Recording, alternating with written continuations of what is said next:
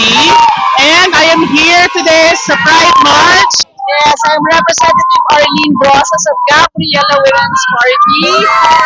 Advocate po ng SOGSE bill sa ating Kongreso. Ayan, nagsusulong ng SOGSE bill! Ayan! Ang ingay. Pride sa lahat.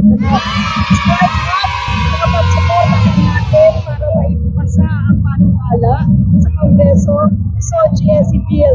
First, ang dahilan, kailangan ma-penalize at magkaroon ng sanctions sa mga gumagawa ng diskriminasyon at kung ano-ano pang mga krimen sa ating mga LGBTQIA plus community. At of course, protektahan ang karapatan ng lahat po ng LGBTQIA plus community. Tama!